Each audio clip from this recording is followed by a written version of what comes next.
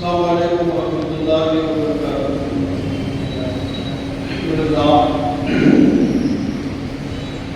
الحمد للہ رب العالمین والصلاة والسلام علی سید الانبیاء والمرسلین، اما بعد فاعوذ باللہ من الشیطان الرجیم، بسم اللہ الرحمن الرحیم۔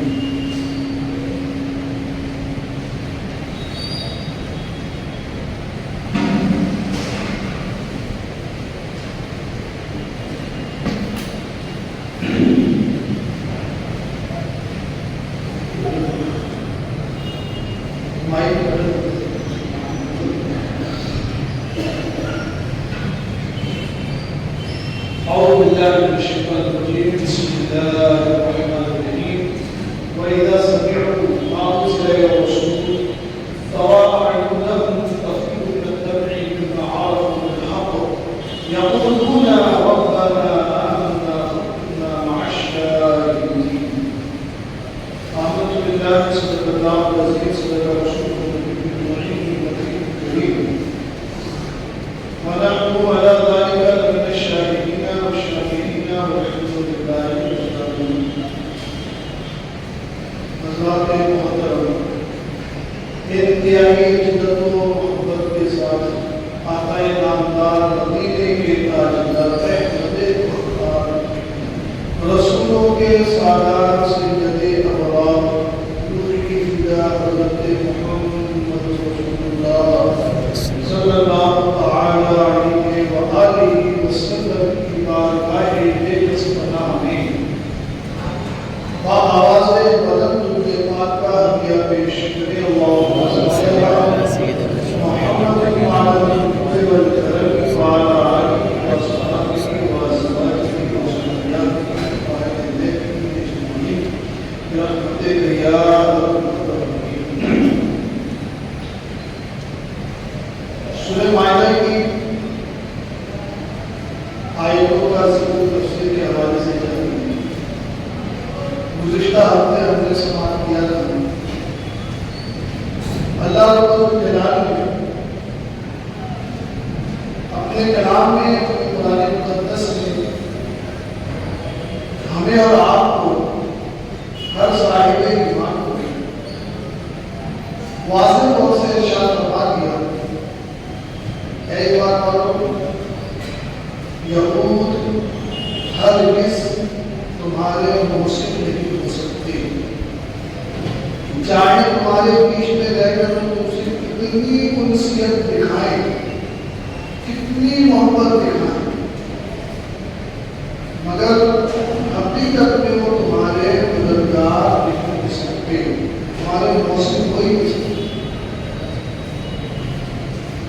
اور فرمایا کہ جو صاحب ایمان ہے، مومن ہے، مسلمان، ہاں ضرور یہی تمہارے دوست ہیں، یہی تمہارے بھائی ہیں۔ آیت کریمہ کی روشنی میں ہمیں یہ سکھایا جا رہا ہے، یہ بتایا جا رہا ہے کہ دوستی ایمان والے سے ہی رکھنی چاہیے، تعلق ایمان والے ہی سے رکھنا چاہیے، اس لیے کہ انسان کسی بھی تعلق کو کیوں بناتا ہے؟ اس سے کچھ استفادے کے لیے یا اسے کچھ استفادہ دینے کے لیے؟ تعلق کا تو معاملہ ہی قرآن میں فرماتے ہیں کہ خبردار دنیا کے ماحول میں رہ کر تم یہ نہ سمجھو کہ اسکولوں کالج کا ماحول ہو یا پھر کسی کے مذہب سے کوئی نہ جائے، جو جس مذہب پہ ہے ہمارا دوست بھی ہے۔ یہی چیز ایمان کے خراب ہونے کی یہ کافی ہو جاتی ہے۔ دوست بھی ایمان والے سے، ملاقات ایمان والے سے، ہاں دنیا ہے، بزنس ہے، کاروبار ہے، اسے کچھ نہیں ہوتا، مگر دوستی آئی جسے آپ اپنا محسن سمجھے، جسے آپ اپنا مددگار سمجھے، وہ صرف ایمان والا صاحب ایمان۔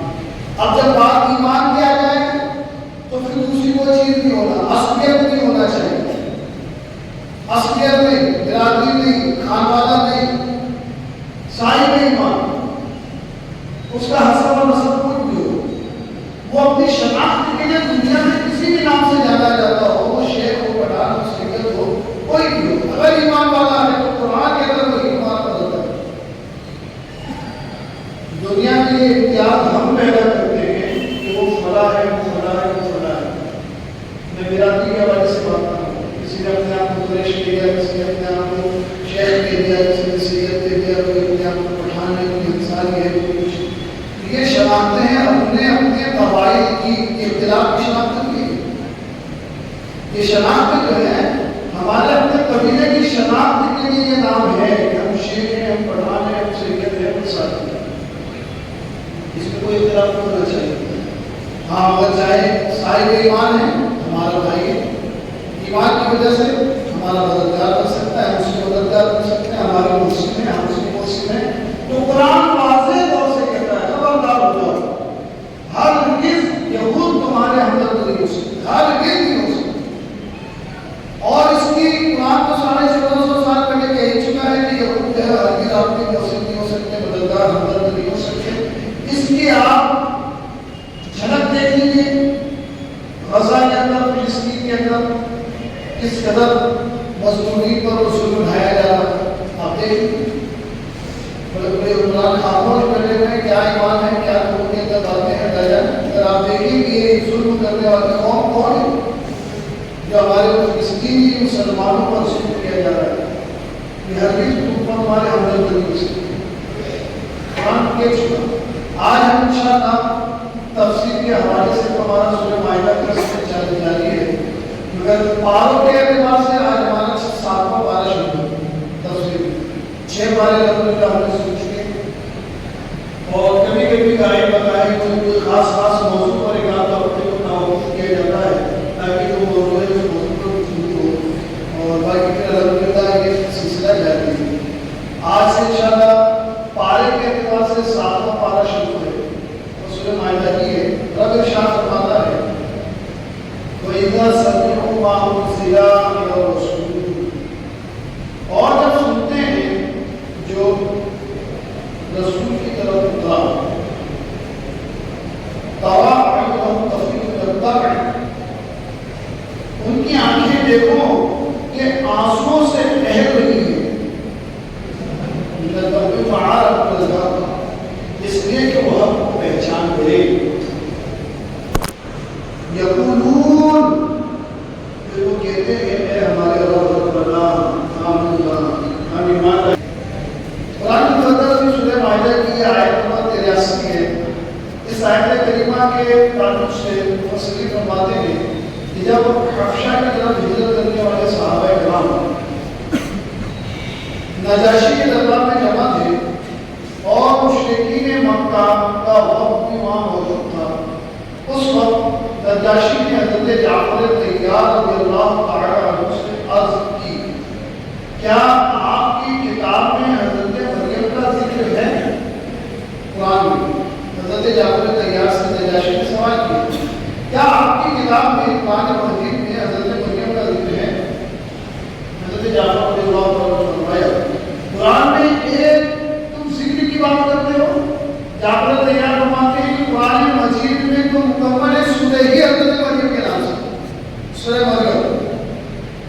حضرت جعفر رضی اللہ تعالیٰ عنہ فرمایا قرآن مجید میں ایک مکمل سورہ حضرت مریم کی طرف منسوب ہے۔ پھر آپ نے سورہ مریم کی چند آیات تلاوت فرمائی تو نجاشی کی آنکھوں سے سیل اشک ہوا ہو گیا۔ حضرت مریم کے بارے میں جب بات سنی قرآن سے تو نجاشی جو ہے وہ رونے لگا، اس کی آنکھوں سے آنسو جاری ہو گئے، رونے لگا حضرت مریم کے ذکر پہ، حضرت مریم کی یاد میں، حضرت مریم کو بات کر کے کہ یہ پاکی ہے، یہ پاک بازی ہے جس کی پاکی کا بیان قرآن خود کرے اور خود رب ذوالجلال اس کو پاک کہے۔ آپ اللہ کا کر سکتے ہیں جس کو اللہ پاک کہے، اس کو جس کی پاکی کا ذکر اللہ کرے، اس ذات کے تقدس و مقام و مرتبے کو کون پڑھ سکتا ہے؟ یہ سن کر جو ہے اس کے آپ سے روا جاری ہو گئے۔ اسی طرح جب پھر حبشہ کا حضور پاک اسلام کی خدمت میں حاضر ہوا جس میں 70 آدمی موجود تھے، یہ لوگ تاجدار رسالت 5 صلی اللہ علیہ وسلم کے اور حضور پاک صلی اللہ علیہ وسلم نے ان کے سامنے جب یہ آئے تو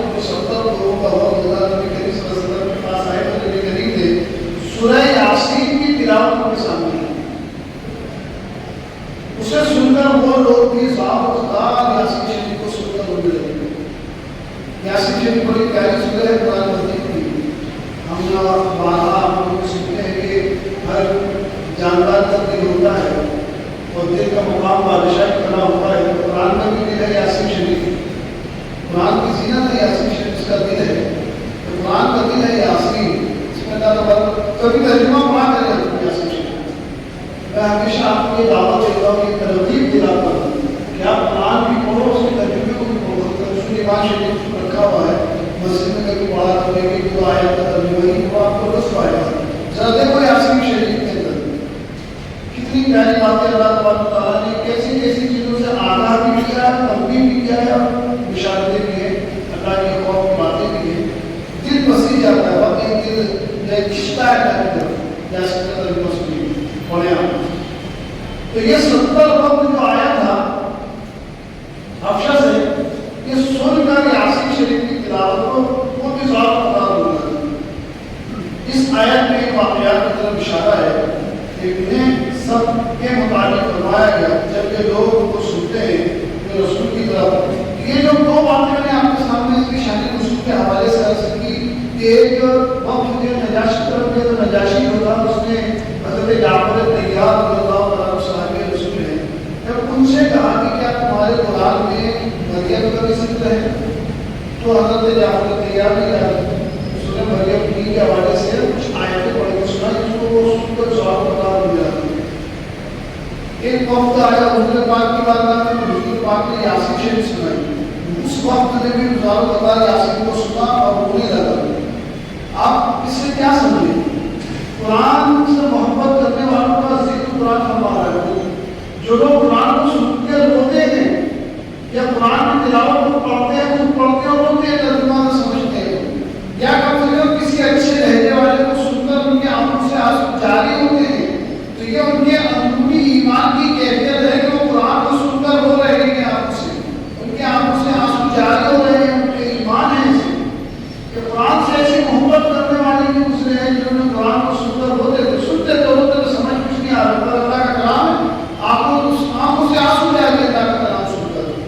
یہ کیفیت جب ان صاحب ایمان کے ساتھ ہوئی تو اللہ تبارک و تعالیٰ نے ان کا ذکر قرآن مجید میں سورہ مائدہ کی آیت نمبر 83 میں فرما دیا وَإِذَا سَمِعُوا مَا أُنزِلَ إِلَى الرَّسُولِ. جب ان کے رسول کی طرف سے کوئی چیز ان کے پاس آتی ہے، یہ قرآن، تو تَرَىٰ أَعْيُنَهُمْ تَفِيضُ، ان کی آنکھوں سے آنسو رواں ہو جاتے ہیں، وہ رونے لگ جاتے ہیں. اور پھر کہتے ہیں کہ وہ حق کو پہچانتے ہیں، اور پھر کہتے ہیں وَيَقُولُ رَبَّنَا اغْفِرْ لَنَا رَبَّنَا آمَنَّا، اے ہمارے رب مجھ پر ایمان لے فَاكْتُبْنَا مَعَ الشَّاهِدِينَ، ہمارے ایمان کو شہادت کی گواہی دینے والوں میں، یعنی تیرے ایک ہونے کی گواہی دینے میں ہمارا نام لکھ دے. ہم بھی تیری شہادت دینے والوں کو شاہدین میں ہم بھی فَاكْتُبْنَا مَعَ الشَّاهِدِينَ، ہم بھی ان شہادت دینے والوں میں ہیں جنہوں نے تیری یکتائی، تیری وحدانیت، تیری سمجھیت کی گواہی کی. اور یہ کہا ہے کہ لا الہ الا اللہ، تیرے سوا کوئی معبود نہیں. ہم نے یہ گواہی دی ہے تیرے سوا کوئی معبود نہیں. تو دیکھیے اب قرآن مجید کو سننے والوں نے ایسے انداز میں بھی سنا کہ سن کر ان کی آنکھوں سے آنسو جاری ہو گئے، وہ اللہ کی یاد میں رونے لگے قرآن مجید کو سن کر. اللہ تعالیٰ ایسی کیفیات ہمارے اندر بھی پیدا کرتے ہیں. جب ہم قرآن سنیں یا پڑھیں تو ہماری بھی آنکھیں اشتباط ہو جائے، کاش اتنی دلچسپی قرآن سے ہو جائے. مزید دیکھیے یا الذین آمنوا لا تحرموا طیبات ما احل اللہ لکم ولا تعتدوا ان اللہ لا يحب المعتدین. آگے ارشاد فرماتے ہیں ایمان والو، حرام نہ ٹھہراؤ اس کلی چیزوں کو اللہ نے تمہارے لیے حلال کی، اور حد سے زیادہ نہ بڑھو، بے شک بڑھنے والوں کو اللہ پسند نہیں کرتا. فرمایا وَقُولُوا مِمَّا رَزَقَكُمُ اللَّهُ حَلَالًا طَيِّبًا، اور کھاؤ اپنے رب کی طرف سے حلال چیزوں، پاکیزہ چیزوں کو. وَاتَّقُوا اللَّهَ الَّذِي أَنتُم بِهِ مُؤْمِنُونَ، اور ڈرو اللہ سے جس پر تمہیں ایمان ہے، جس اللہ پر تم نے ایمان رکھا ہے، اس اللہ سے ڈرو جو تمہارے حالات سے واقف ہے. دیکھیے تو اللہ تبارک و تعالیٰ اس آیت کریمہ کا شان نزول بھی سمجھ گیا. صحابہ کرام رضوان اللہ تعالیٰ عنہم کی ایک جماعت حضور صلی اللہ علیہ وسلم کا وعظ سن کر، حضور کی باتیں سن کر مسجد نبوی میں آپ دیکھیے کہ بہرحال سے بات ثابت ہو رہی ہے کہ یہ مجلسیں درس قرآن کی مجلس سجانا یہ بھی نیا کام نہیں ہے، تو رسول اللہ کی سنت کیا کا کریم اپنے صحابہ کو سناتے تھے قرآن. الحمدللہ ہمارا آپ جمعہ میں ہو یا مغربات ہو یا اور بھی موقع پر کبھی، یہ ہمارے خوش بختی ہے کہ رسول اللہ کی تقریر پر چل رہے ہیں. دیکھیں ہمارے رسول صلی اللہ علیہ وسلم اپنے صحابہ کرام کو دعا سنا رہے تھے، تو اس میں حضرت عثمان بن مسعود رضی اللہ عنہ کو جمع ہو گئے اور انہوں نے آپس میں ترک دنیا کا عہد کر دیا، دنیا چھوڑ سب چھوڑ چھاڑ کی طرف دیا. رسول اللہ صلی اللہ علیہ وسلم کو آخرت کی باتیں یاد دلاتے تھے. اس کی زبان سے سننے والے صحابہ ان پر کیسی کیفیت ہوتی ہوگی آپ اندازہ کریں کہ اللہ کے رسول صلی اللہ علیہ وسلم کی کچھ زبان اقدس سے وہ سنتے تھے قرآن، تو وہ زبان رسول سے سنتے تھے تو ان پر کیا کیفیت ہوتی ہوگی آپ اندازہ کریں. وہ کیفیت کا نتیجہ نکلتا ہے کہ صحابہ سن کر وہ ارادہ کرنے کا سب چھوڑ چھاڑ کر سب دنیا داری اللہ ہی اللہ اللہ ہی اللہ ایک ہی کام کرو اللہ ہی اللہ. اسے ان کے ذہن پر اس کا اثر ہوا، حضور کی باتیں سن کر سب جمع ہوئے آپس میں اور کہا کہ دنیا بڑی خراب ہے، اس کی رہنے کی طرف ہو جاؤ بس برداشت نہ کرو کونا پکڑ لو بس. یہ ہم نے اتفاق کیا اور اس پر وہ لوگ لڑ گئے اور ہمیشہ دن میں وہ لوگ روزہ رکھتے تھے. اب دنیا تو چھوڑ دیجیے ان کو، کہتے ہیں دنیا کا چکر چھوڑ دیجیے، کچھ نہیں رکھا دنیا میں. ایک ایسی کیفیت تعلیم پاس ہے رسول صلی اللہ علیہ وسلم کہ دنیا بالکل بھری نہیں لگتی ہے، کچھ نہیں ختم. بس روزانہ سے روزہ کرتے تھے اور آپ کو عبادت کرتے ہیں. اپنا ہم نے مشورہ بنا لیا. اب آپ اندازہ کریں کہ روز روزہ رکھیں گے، اللہ اللہ کریں گے، عبادتیں کریں گے، راتوں کو جاگیں گے، دن کو روزہ رکھیں گے، بس یہی کام ہے، کچھ نہ کام نہیں ہوگی. بچوں کی عبادت متاثر ہوگی کہ نہیں ہوگی؟ کھانے پینے کا انتظام کیسے ہوگا؟ گھر کے پورے کھانا لانے کے انتظامات کیسے ہوں؟ سبھی چیز ڈسٹرب ہوگی. آپ ایسا کرتے تھے آپ روزانہ صرف دن میں روزہ رکھ کے اور اللہ اللہ کریں، بس کوئی کام کرتا نہیں، کچھ نہیں. دنیا سے تو ترک ہو رہا ہے نا. صاحب نے کیا ایک گھنٹہ ہو گیا ہیلپ کر دیا، دنیا سے چھوڑ دو، دنیا کچھ نہیں کرنا، دنیا کا خیال ہی دماغ سے نکال دو، اللہ ہی اللہ. روزے رکھو، اس کی عبادت کرو، تلاوتیں کرو، اللہ کرو، گھر میں بیٹھ کرو، دن میں رات میں کرو، روزانہ اللہ ہی اللہ.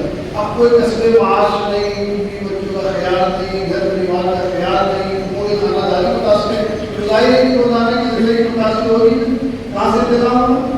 جب یہ چیز ہونے لگی تو عبادت الہی وہ سب گزرنے لگی. وہ بستر پہ لیٹتے بھی نہیں تھے اور کوئی بھی ایسی چیز جس سے انسان کے جسم میں سستی پیدا کرے کھاتے نہیں.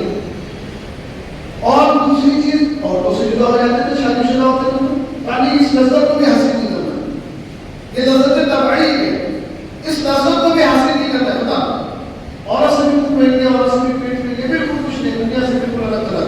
نہ کھانے پینے میں اچھی غذائیں کھا رہے ہیں، اس لیے کہ اچھی غذائیں کھائیں گے تو بدن میں سستی آئے گی، پیٹ میں کھانا ہوگا تو سستی آئے گی، نیندیں آئے گی، بدن تھکے گا. یہ سب کرنا ہی ہے، سادہ سادہ روٹی کھاؤ، صرف اتنی کی دھوپ مل جائے اور پھر اس کے بعد اللہ کا دن گزار کو رات کو تھوڑا بہت کھا کے اللہ کرو. اور بستر پہ زیادہ نہیں سوتے تھے.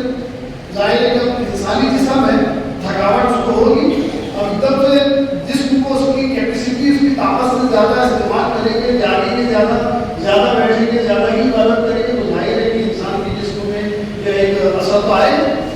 یہ چیز ہونے لگی، پیٹ بھی بستر پہ نہیں رکھتے تھے، اللہ کے رسول کا آواز سنتے تھے. ایسی کیفیت تعلیم دی کہ دنیا کو بالکل ترک کچھ نہیں کرتا دنیا میں. تو دیکھیے آپ، اور خوشبو وغیرہ بھی نہیں لگاتے تھے. اور خوشبو نہ لگانے کی وجہ کیا؟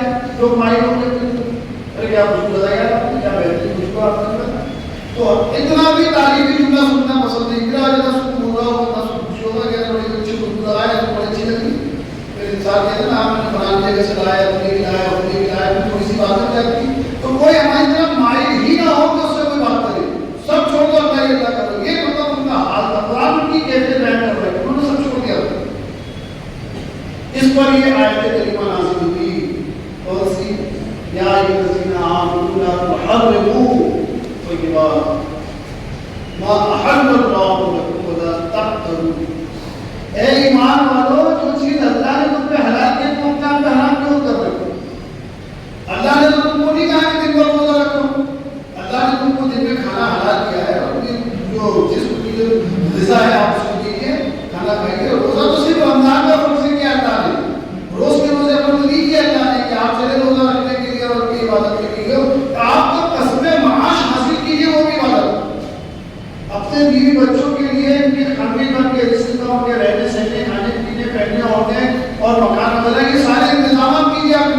تجارت کر کے، دھندا ویاپار کر کے، نوکری کر کے آپ یہ کر رہی ہیں، یہ بھی عبادت ہے.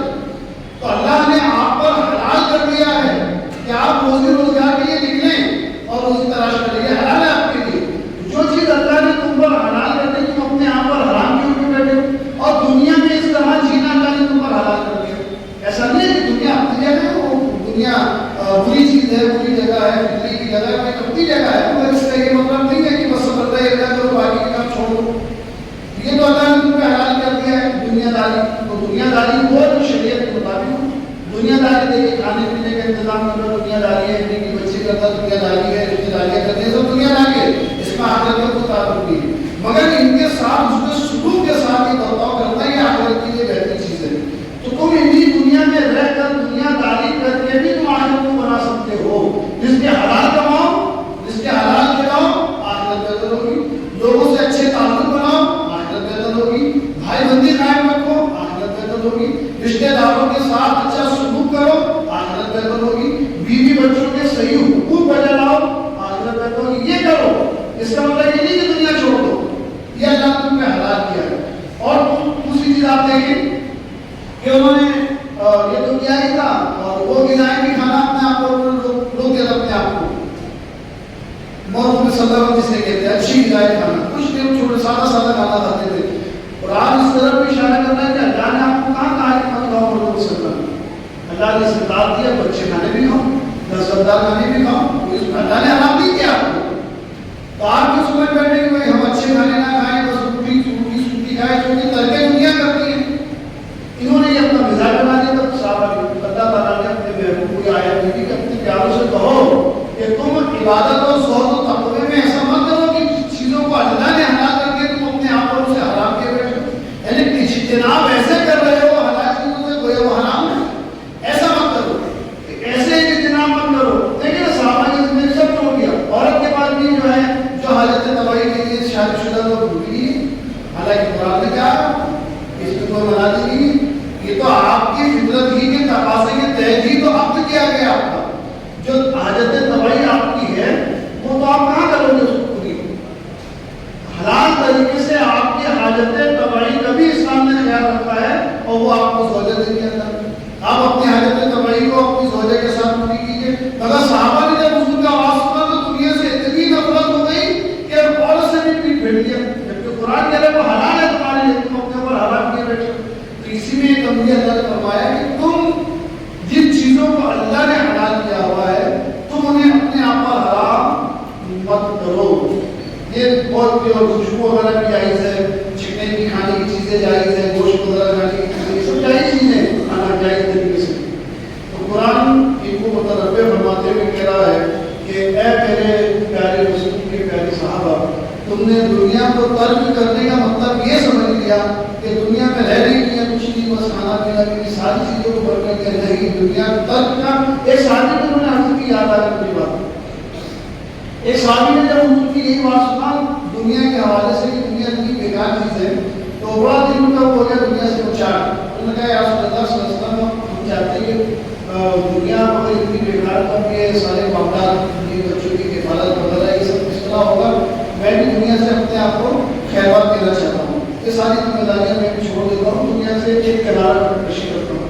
حضور صلی اللہ علیہ وسلم نے فرمایا نہیں، دنیا میں جو میں نے بیان دیا ہے اس کا واضح مطلب یہ نہیں. اس کا مطلب یہ ہے کہ تم دنیا میں رہو، تمہارے اندر دنیا نہیں رہنا چاہیے. کتنا پیارا مطلب ہو گیا. تم دنیا میں رہو، دنیا تمہارے اندر نہیں آنا چاہیے. جھوٹ دنیا ہے، غیبت دنیا ہے، چغلی دنیا ہے، خیانت دنیا ہے، بےایمانی دنیا ہے، رشوت خوری دنیا ہے، لوگوں کے حقوق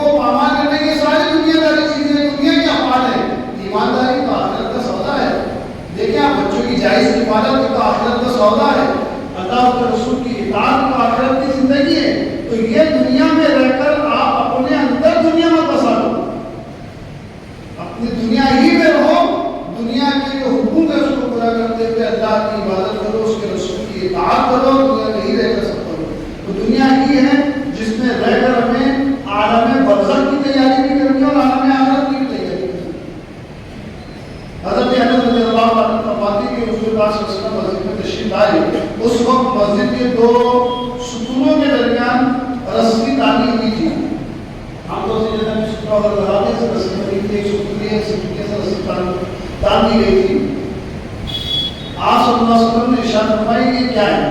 یہ رسی تو تلی گئی.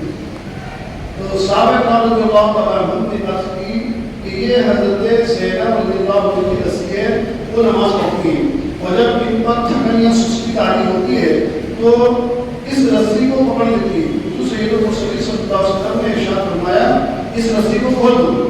تم میں سے ہر شخص اس وقت تک نماز پڑھے جب تک وہ آسانی سے نماز پڑھ سکے، اور جب اوپر تھکانی سستی طاری ہو تو تھوڑا بیٹھ جائے. یہ دیکھیے قرآن نے کہا نا کہ آپ اپنے اوپر کسی چیز کو جو جائز اللہ نے کیا وہ حرام. اب اتنا اپنے اوپر عبادت کو طاری کیا ہوا تھا صحابہ نے یہ سن کر کہ بس اللہ ہی اللہ کرنا دنیا میں بیکار چیز ہے. تو حضرت زینب کی تو زمانے میں تو عورتوں کا کیا حال ہوتا تھا مسجد میں، تو رسیاں اس لیے پکڑی ہوئی تھی کہ کبھی تقاہت آتی تھی قیام میں تو رسی کو تھوڑا سا پکڑ دیں.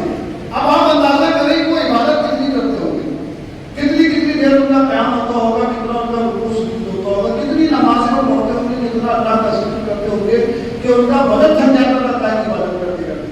جب یہ بات اس نے سنی کہ اتنی عبادت کرتے ہیں کہ مطلب بدن تھک جائے کہ رسی کو پکڑنا پڑ رہا ہے سہارے کے لیے، تو حضور نے تعریف فرمایا خبردار تم عبادت اتنی کرو جتنا تمہارے بدن میں سکت ہو. جب تمہارا بدن تھک جائے عبادت کرتے ہوئے تو پھر تھوڑا سا آرام کر کے کرو. یہ تاکہ تو صحابہ کو ہے. اگر ہماری بات کریں تو ہم تو کہیں کوئی 5 وقت ہی پڑھ دو کافی. اگر اپنی بات کی جائے تو ہم تو یہ کہیں گے ہم نے 5 وقت ہی پڑھ دو یہ کافی ہے. اتنی سکون کی نمازیں ہیں 5 وقت کی کہ گرمیوں کا موسم ہے تو کولر ہے اور پنکھے ہیں اے ہیں ان میں نمازیں پڑھنے کوئی ایسا صحابہ جیسا تو پڑھتا نہیں ہے. اس دور میں نہ کولر تھے نہ پنکھے تھے، گرمی کی چکیل دھوپ جو ہے مسجد نبوی کی کھجور والی چٹائیوں سے باہر نکلتی تھی، وہ پڑھتے تھے نمازیں.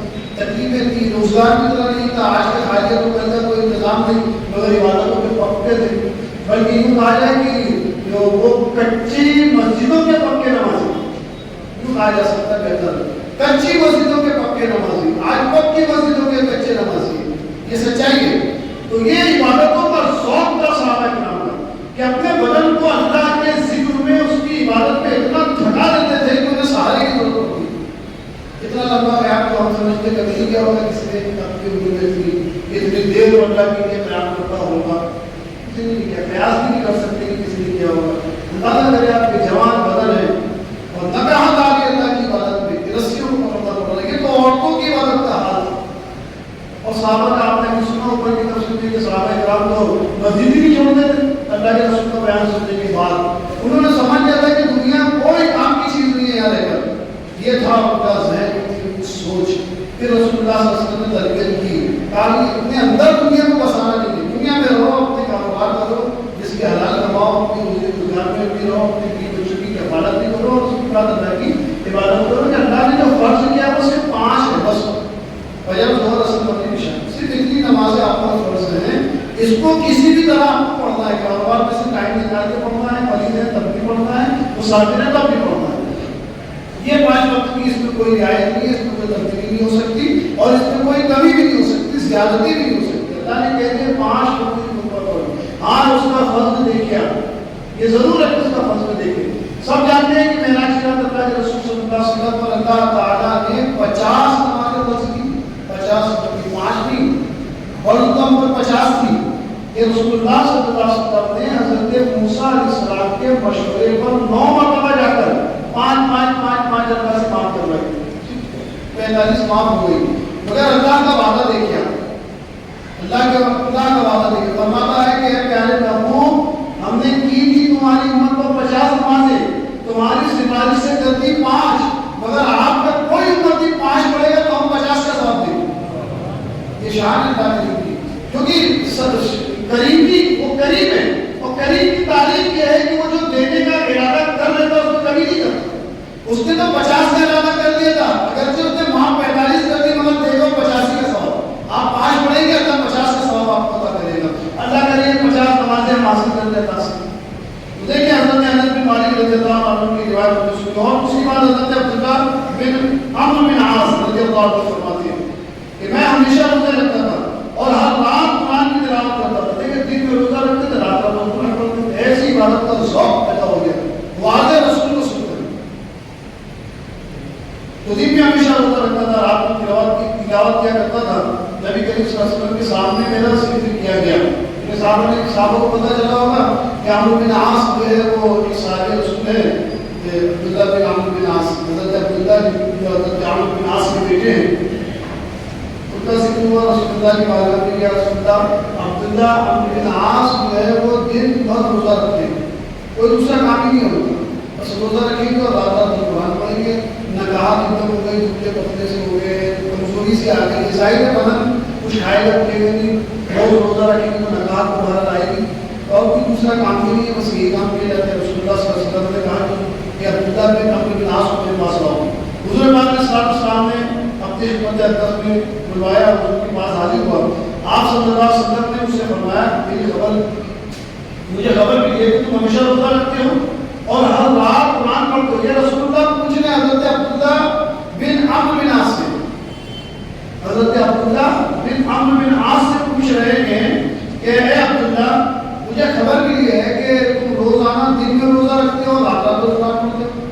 یہ بات جب حضور نے پوچھی تو میں نے حضور صلی اللہ علیہ وسلم سے عرض کی، کیوں نہیں یا رسول اللہ، کیوں نہیں یا رسول اللہ، اچھا کام ہے، میں دن میں عبادت کروں، روزہ رکھوں اور رات کو قرآن کی تلاوت کروں، کیوں نہیں، یہ اچھی چیز ہے، میں یہ کرتا ہوں۔ تو حضور صلی اللہ علیہ وسلم لیکن میں نے اس عبادت سے صرف خیر کا ارادہ کیا ہے، انہوں نے اپنی نیت حضور کے سامنے ظاہر کی کہ میرے پاس کوئی دکھاوا نہیں ہے کہ میں بات کر کے دنیا کہلاؤں یا بہت بڑا زہد متقی کہلاؤں یا ایسا کچھ میرے اندر کوئی ایسی بات ہو کہ میں بہت بڑا متقی پرہیزگار کہلاؤں، تو مجھے آپ نے ظاہر کیا نہیں، ایسا کچھ بھی میرے دل کی نیت میں اپنے لیے کر رہا ہوں، میرے اندر خیر کی نیت ہے یہ عبادت کرنے میں۔ سرکار عالم صلی اللہ علیہ وسلم نے فرمایا تمہارے لیے یہ کافی ہے کہ تم مہینے میں صرف 3 روزے رکھ لو، یہ حضور نے تعلیم فرمائی، مہینے میں صرف 3 روزے رکھ لو۔ میں نے عرض کی یا رسول اللہ میں اس سے افضل کی طاقت رکھتا ہوں، یعنی میں تو 3 سے زیادہ رکھنے کی طاقت رکھتا ہوں۔ تو فرمایا کہ تمہاری بیوی کا تم پر حق ہے، تمہارے مہمان کا تم پر حق ہے، تمہارے جسم کا بھی تم پر حق ہے، اور تم اللہ سبحانہ کے نبی حضرت داؤد کے روزے رکھو، کیونکہ وہ مہینے میں 3 روزے رکھتے تھے، اللہ نے عبادت گزار کہا۔ حضرت داؤد مہینے میں 3 روزے رکھتے تھے، 13، 14، 15 اردو کی حضرت داؤد السلام۔ اللہ کے نبی صلی اللہ علیہ وسلم نے حضرت عبداللہ بن عمرو بن عاص کو اسی روزے کی تعلیم دی۔ حضرت داؤد علیہ السلام مہینے میں 3 روزے رکھتے تھے، تو اللہ تعالیٰ نے ان 3 روزہ مسلسل رکھنے کی بنیاد پر حضرت داؤد کی عبادت گزار کہا کہ اے داؤد تم عبادت گزار ہو۔ تو گویا تم 3 روزے بھی مہینے میں رکھ لو گے اے عبداللہ تو تم عبادت گزار ہی ہو جاؤ گے، تمہارے جسم کا بھی تم پر حق ہے، تمہاری بیوی کا بھی تم پر حق ہے، اور تمہارے مہمان کا بھی تم پر حق ہے۔ یہ تعلیم دے کر رسول اللہ یہ فرما رہے ہیں کہ تم روزانہ روزہ رکھو گے تو ظاہر سی بات ہے جس کو تھکے گا تم بیوی کا ادا نہیں کر پاؤ گے، جس کو تھکے گا تو مہمان کے لیے کھانے کا کیا لاؤ گے، بیوی کے لیے کیا لاؤ گے، بچوں کے لیے کیا لاؤ گے، اور اس طرح تم جسم کو کمزور کرو گے تو تمہارے اپنے بھی جسم پہ تمہارا حق ہے۔ معلوم ہوا کہ ہمارے جسم پر ہمارے جسم کا حق ہے ہمارے اوپر، یعنی ہم جو اپنے جسم کی حفاظت کرتے ہیں، یہ اللہ نے جو ہمارے اندر ڈالی ہے قوت کہ ہم اپنے جسم کو بیمار نہیں ہونے دیتے، ہمارے جسم کو کمزور نہیں ہونے دیتے، اس لیے کہ اس جسم کا حق ہے ہمارے اوپر۔ معلوم ہے کہ قیامت کے دن اعضائے بدن بھی ہم پر کیس کرے گے اللہ کی بارگاہ میں۔ اگر آپ نے لاپرواہیوں کی بنیاد پر جسم کو کمزور کیا یا بلا وجہ عبادت کا اگر ذہن میں آ گیا کہ بس عبادت ہی کرتے ہیں، روز آپ بھی روزہ رکھ کے اپنے جسم کو کمزور کریں، تو اگرچہ آپ عبادت ہی کرتے ہیں مگر چونکہ جسم کمزور ہوگا تو اللہ کے جواب دینا۔ معلومات کی یہ پوچھگچھ ہونے والی ہے کہ رسول اللہ کی تعلیمات میں دیکھے صحابہ کی تعلیم کر رہے ہیں، تو فرمایا کہ تم زیادہ عبادت گزار ہو جاؤ گے۔ میں نے عرض کی کہ اللہ کے پیارے نبی حضرت داؤد کے روزے کس طرح تھے؟ ارشاد فرمایا کہ وہ دن میں روزہ رکھتے اور ایک دن افطار کرتے، فرمایا ہر ماہ میں ایک قرآن مجید ختم کر لیا کرو۔ میں نے عرض کیا رسول اللہ میں اس سے افضل کی طاقت رکھتا ہوں۔ پھر ارشاد فرمایا کہ 20 دن میں قرآن پڑھ لیا کرو۔ پھر میں نے عرض کی اس سے بھی زیادہ کی طاقت نہیں ہے، میں تو 20 دن سے کم میں بھی۔ آپ غور کرتے چلے جائیں کہ صحابہ کو مداومت کر رہے عبادت میں، عبادت کرنے میں مداومت کر رہے، رسول اللہ کبھی کر رہے کہ کم کرو کم کرو کم کرو۔ ہمارے ہاتھ الٹے ہو، ہمارے ہاتھ الٹے ہی نہیں۔ یہاں صحابہ کی زندگی سے ہماری زندگی سے دیکھ لیں، ایک معائنہ کر سکتے ہیں، معاہدہ کر سکتے ہیں اپنے آپ کا کہ ان کو تو رسول اللہ کہہ رہے ہیں کہ عبادتیں کم کرو، ہمیں تو ممبر رسول سے باہر ہاتھ آ جاتا ہے، پاشے آ کے پڑھو۔ کتنی افسوس کی بات ہے، یہ ہماری ناکامی کی سب علامتیں ہیں۔ ہمارا حضور صلی اللہ علیہ وسلم نے بار بار کو مشقت میں سوچنے ڈالنے والی باتوں سے بچایا اور کہا کہ اے عبداللہ اگر تم اسی طرح عبادتوں کو خوب اس طرح کی سردار سے کرو گے تو تمہارے اپنے جو روزمرہ کے معاملات ہیں وہ بہت زیادہ جو ہے متاثر ہوں گے. کہیں ایسا نہ ہو کہ اللہ کی عبادتوں میں تم اپنے بیوی بچوں کے حقوق کو چھوڑ دو اور کہیں ایسا نہ ہو کہ اس عبادت کے جنون میں تم اپنے جسم کو بھی نقصان پہنچا دو. اس کے اپنے جسم کی حفاظت بھی ضروری ہے. تو ان صحابہ کی تربیت کی رسول اللہ صلی اللہ علیہ وسلم نے کہ جو اللہ کے رسول ہی کا آواز سن کر اللہ کے اتنے دیوانے ہو گئے, اللہ کی محبت کے اتنے متلاشی ہو گئے, اللہ کی عبادت کے اتنے شائقین ہو گئے کہ انہوں نے نہ دن دیکھا نہ رات کو سپلائی کرنے لگے.